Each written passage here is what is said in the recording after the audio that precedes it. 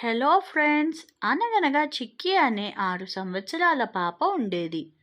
రోజు చిక్కీ స్కూల్కి టైంకి వెళ్ళిపోయేది. అలాంటిది ఒకరోజు బాగా ఆలస్యంగా వెళ్ళింది. దానికి కారణం ఏంటి అంటే, తను వాళ్ళ నాన్నతో స్కూల్కి వెళ్తుండగా దారిలో ఒక ముసలావిడ పడిపోయి ఉండటం చూసింది. కానీ చుట్టూ ఎవరూ లేకపోవడంతో అప్పుడు వెంటనే వాళ్ళ నాన్నని బండి ఆపమని చెప్పి ఆ ముసలావిడ దగ్గరికి వెళ్ళి ఏమైందో తెలుసుకునే ప్రయత్నం చేసింది. అప్పుడు చిక్కీని చూసి ఇంకొంతమంది వచ్చారు. చిక్కీ వాళ్ళ నాన్న సహాయంతో కొంత నీరు ఆవిడపై చల్లగా లేచి కూర్చుంటుంది.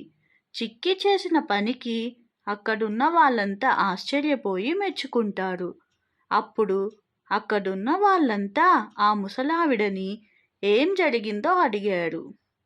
అప్పుడు ఆవిడ తనని చూసుకోవడానికి ఎవరూ లేరు అంటూ అప్పుడు ఏం తోచక 4 ఇళ్లల్లో పని చేసుకుంటూ బ్రతుకుతున్నానని ఏడ్చేసింది. అలా తనకి ఒంట్లో ఓపిక లేకపోయినా చేస్తున్నానని, అందుకే నీరసించి పడిపోయానని చెప్పింది. అక్కడున్న వాళ్ళంతా ఎంతో కొంత డబ్బు సహాయం చేసి అక్కడి నుంచి వెళ్ళిపోతారు.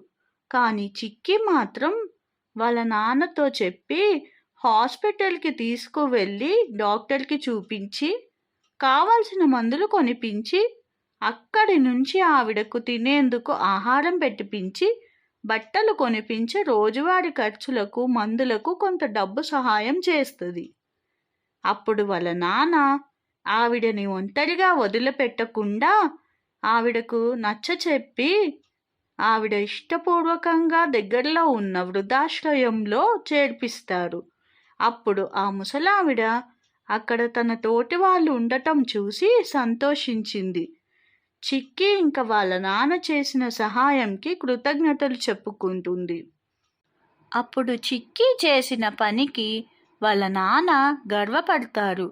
వెంటనే చిక్కీని స్కూల్కి తీసుకుని వెళ్ళగా అప్పుడు స్కూల్ ప్రిన్సిపల్ తన ఆలస్యంకి గల కారణం అడగగా వాళ్ళ నాన్న జరిగిందంటా వివరిస్తాడు. అప్పుడు స్కూల్ ప్రిన్సిపల్ కూడా ఇంత చిన్న వయసులో అంత పెద్ద సహాయం చేసినందుకు ఆశ్చర్యపోయి మెచ్చుకుంటారు. తన క్లాస్కి తీసుకువెళ్ళి క్లాస్లో ఉన్న స్టూడెంట్స్ అందరికీ చిక్కీ చేసిన మంచి పని గురించి వివరించి చెప్తారు. అక్కడున్న వాళ్ళందరితో చప్పట్లు కొట్టిపిస్తారు.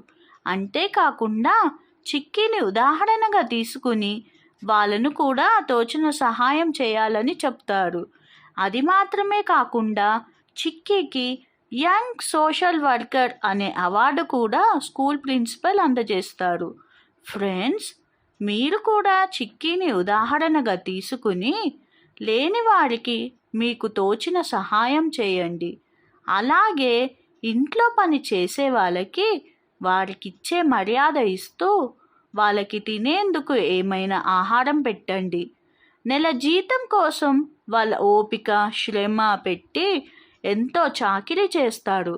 అప్పుడప్పుడు వాళ్ళ అవసరాలు గుర్తించి కొంత సహాయం చేస్తే వాళ్ళు కూడా సంతోషిస్తారు. కొన్ని సందర్భాల్లో మీరు చేసే చిన్న సహాయం వాళ్ళ జీవితంలో పెద్ద మార్పులు తీసుకొస్తాయి.